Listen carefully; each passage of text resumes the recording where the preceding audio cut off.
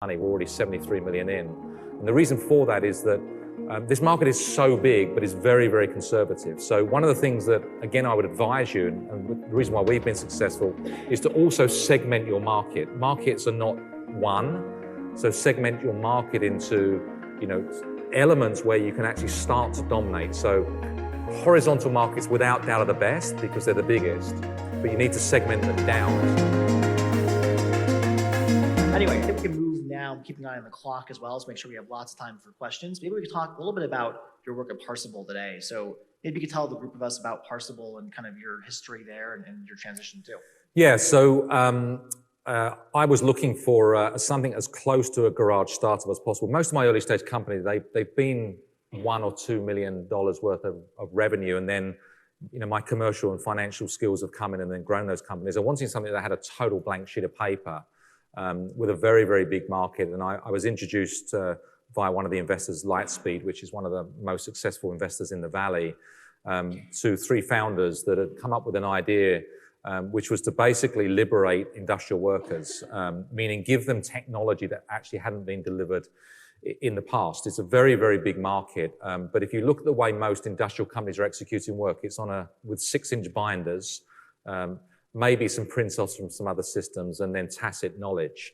There's another big dynamic in that market, which I knew from my experiences around the world, which is that there's a massive demographic shift going on in the workforce, not just here in Silicon Valley, but most blue-collar workers, as they're often called, are later career. They're 20 to 30-year veterans.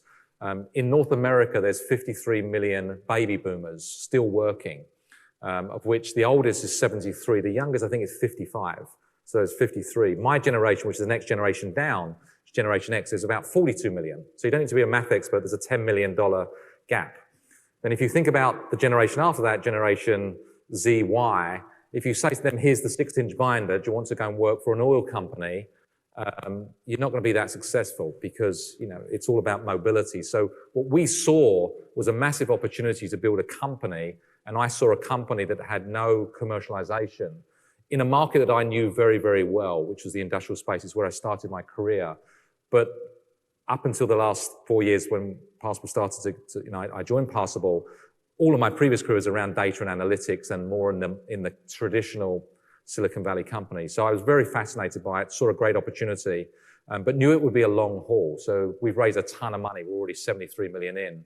And the reason for that is that this market is so big, but it's very, very conservative. So one of the things that, again, I would advise you, and the reason why we've been successful, is to also segment your market. Markets are not one, so segment your market into, elements where you can actually start to dominate. So horizontal markets, without doubt, are the best because they're the biggest, but you need to segment them down. And so what we started to see is that there were some early adopters around the energy industry and around consumer packaged goods for economic reasons. And that's how we built the business. And, 4 years later, since we had our first product market fit, we have customers in over 130 countries.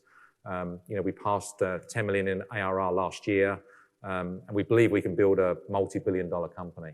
And how did you scale from that, those early days of founder-led sales or early team-led sales into actually building that sales engine that can be repeatable and really get you to that multi-million-dollar ARR? Yeah, so believe it or not, I've spent my whole career in enterprise selling. I fundamentally believe in enterprise because selling large enterprises it's far, far easier long-term, but the markets take a lot more to get going. But what I realize is the enterprise selling model is not a good model because it's very unpredictable. So we figured out a way to growth hack this in a relative sense, which is that we found a way to find early adopters that could then share our product. And we started with some different prices. So we experimented with a lot of pricing models to drive adoption and have other companies sell our product for us, because hiring people to sell to large enterprises in the industrial space is very, very difficult. There's very few people that can do it. So we figured out a way, predominantly around product-led growth, to make our product very, very easy to consume. You can download my product from the App Store or the Google Play Store and be up and running once I give you a login immediately. So we started to think about changing the enterprise sales model, even though the value proposition is enterprise sales. And the other point about this segmentation is that if you can find 1 or 2 early adopters in a market and you can get them to work for you, it becomes viral in nature, because most people in life, even in consumer products, buy in swarms once there's some sort of virality on it. If you can get virality in the enterprise space, first of all, it saves you cost, but also you grow a lot quicker. So that was really the answer.